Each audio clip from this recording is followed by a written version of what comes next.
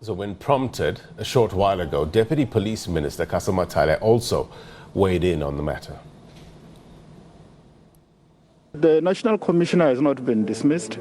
The statement issued by the President after the interaction with the National Commissioner, it is a statement that says out of mutual discussions they reached a conclusion, because the Commissioner, in any case, his term of office was coming to an end this year, and out of their interaction they have mutually agreed that it will be in the interest of the country and everybody that the Commissioner felt he must retire early. That's why the President thanked the Commissioner, and even myself, I want to add my word to the President that we appreciate the contribution that National Commissioner General Khehla Sithole has made to ensuring that South Africans feel safe and crime is dealt with. He has made an immense contribution, and I worked with him and I learned a lot from working with him, and I would like to wish him well in his retirement period and whatever he's going to pursue. It was lovely meeting him, and I'm happy that the President has provided leadership and guidance to the country. That is what is expected from the President and from the National Commissioner, the manner in which this matter has been resolved. Hopefully it will assist us going forward from the experiences that we have gained working with him.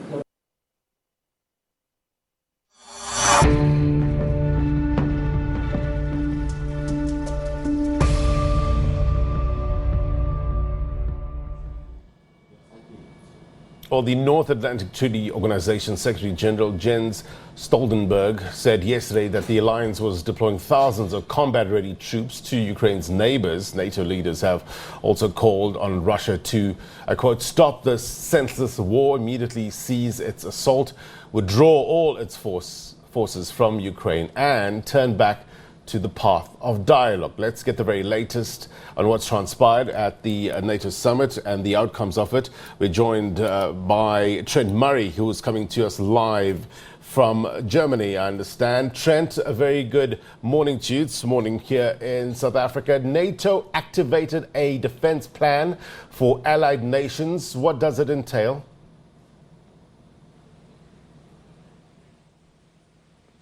Yeah, they did, and a really significant defence plan. Good morning to you. It's the first time we've seen the NATO Rapid Response Force deployed because of threats faced by NATO members. It involves seriously beefing up troop numbers right on the eastern flank of NATO. Those countries that are right up against the border of Ukraine, places like Lithuania, Estonia, Poland, Latvia, they are all getting very nervous about what President Putin may be planning next. And so in response to that, NATO is saying it has an ironclad commitment to what is known as Article 5. If one is attacked, then all are attacked, and they will come to the defence of that NATO member. Of course, it is worth remembering in all of this, Ukraine is not a member of NATO. That is why you're not seeing American troops on the ground there fighting one-on-one with the Russians. But come back across the border where those NATO countries are, well, they want to send a message that they will defend every inch of that territory.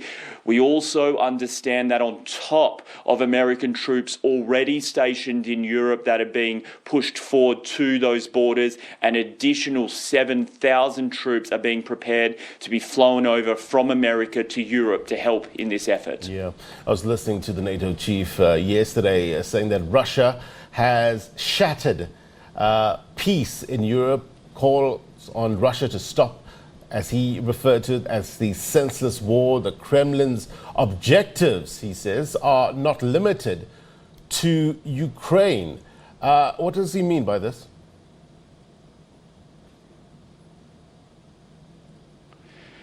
Yeah, well, I mean, I think Jens Stoltenberg is really expressing what many leaders in Europe think, which is that this is a war of choice. You know, there was absolutely no need for this. Ukraine is a smaller sovereign nation. It is a democracy. It's not a perfect democracy, but it is a democracy, and its much bigger neighbour, Russia, with a much much bigger military, has essentially just been an international bully in all of this and tried to take Ukraine by force.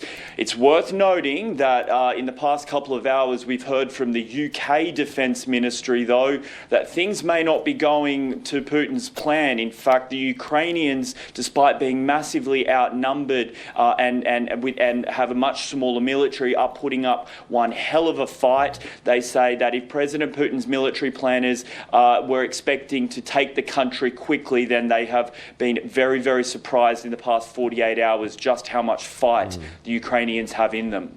NATO troops sent to protect the eastern flank of NATO countries. The NATO Response Force, that's what it's called, has been activated.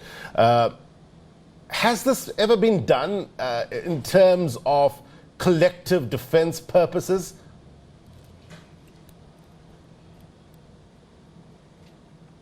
No, it hasn't, and that's what makes it quite unprecedented, and it's what I think also stresses just how serious the security situation is becoming in the eyes of those governments in Eastern Europe. I mean, President Putin is a leader that I think many in the past have underestimated, saying he would, never annex Crimea, and then he annexed Crimea. He would never try to take Donbass by force, and then he did. He would never invade Ukraine with his entire military, and of course he has. And so I think, given that pattern, I think those Eastern European countries now are not ruling anything out, and they are very worried about the conflict spilling over into their country, and that is why really NATO is sending in the cavalry, if you will, now, boosting those troop numbers, boosting anti-missile systems, really trying to send a show of force that if one Russian soldier crosses a border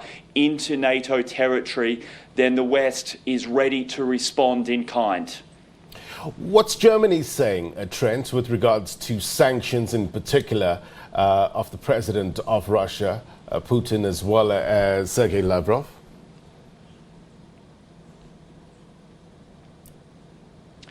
Yeah, well, there's a couple of layers to this. I think the first we should say is that, of course, Germany is the largest country in the European Union, and the European Union has just passed a pretty big suite of sanctions that, of course, include targeting President Putin and his Foreign Minister Lavrov. It also includes asset freezes on Russian-owned assets within the EU, and it effectively cuts off a number of Russian banks from accessing European financial markets. The EU says about 70% of Russian banking system now cannot access Europe. But there are calls to go further, in fact, cutting off Russia from what's called the SWIFT international payment system. It's quite technical, but it essentially is the way that international banks transfer money between one another. There are growing calls in Europe to cut Russia off from that system, which would mean effectively Russian banks couldn't do business anywhere in the world, wouldn't be able to send money back and forth. But Germany seems to be the holdout on that, and that is causing some really uncomfortable questions for it here in the EU. The spokesperson for German Chancellor Olaf Scholz was asked about this yesterday. He gave a couple of reasons. One, he said technically it's very difficult to do, very complex. Secondly, it would affect a lot of German businesses that have business in Russia. And thirdly, it could leave them Germany in a position where it can't pay its gas bills. 50% of the gas used in Germany comes from Russia. The money has to go somewhere. Germany has to pay Russian companies for that money. So there's worries that if they were to cut Russia off, then they could have their gas supplies cut off. Now, it is obviously very high-stakes stuff, very tense stuff, but we are really in an unprecedented situation. Germany really under pressure now to come to the table and maybe agree with the rest of the European Union to take that very bold step and kick Russia out of the SWIFT system. We'll have to wait and see whether that pressure is something that they succumb to. I just want to talk more about SWIFT, as much has been said about it.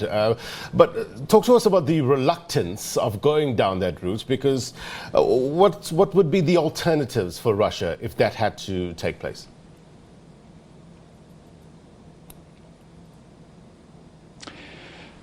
I mean, yeah, and this has been part of the conversation. It's complex. So there are alternatives to SWIFT, but they're much smaller systems and they're not used as much. So, for example, there is a system that's operated by the Chinese, very similar way of transferring money internationally between banks, but it's not very popular. It's not very used very much. And so some analysts are saying if you take Russia out of the European-based SWIFT system, well, that will then just push them to use the Chinese transfer system, and that will then give that system even more prominence, even more customers, you know, and then effectively undermine the strength of the SWIFT system.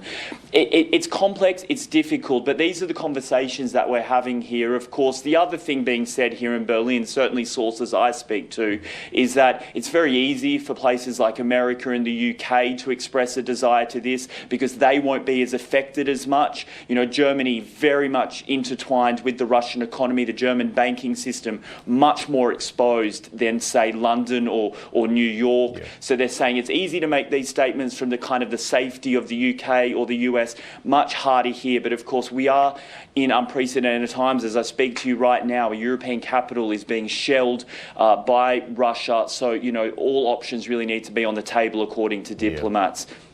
You know, speaking about America, in his address, US President Joe Biden said American forces are not going to Europe to fight in Ukraine, but to defend NATO allies and reassure those allies in the East. He also went on to say, Trent, that he wanted to make it crystal clear that the United States will defend every inch of NATO territory with the full force of American power. I want to get some perspective. Talk to us about the relationship between NATO and America, as well as Europe, now that Biden is at the helm, and how this relationship is likely to shape Europe as well as NATO's approach towards the situation in Ukraine.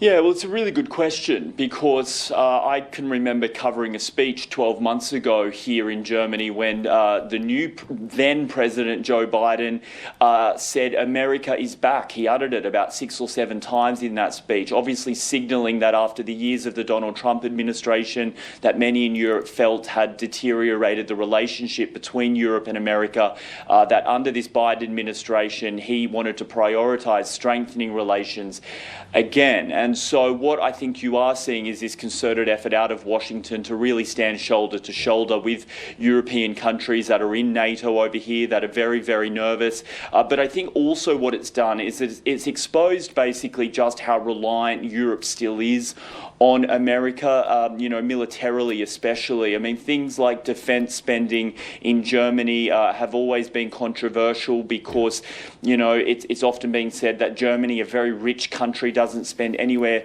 near enough on its military as it should to be able to try and defend itself. Instead, it relies on Washington. You know, over 30,000 troops are permanently based here from America. So I think regardless of what happens in Ukraine over the coming days, coming weeks, coming months, I think we'll see a fundamental shift going forward about whether Europe really needs to become a bit more autonomous, a bit more independent, a bit less reliant on America in order to protect its interests here, especially given this major adversary now, Russia, that has really shown its hand invading a European country without provocation. Trent Murray, live for us in Berlin, Germany. Thank you, sir. So I want to get you some perspective now.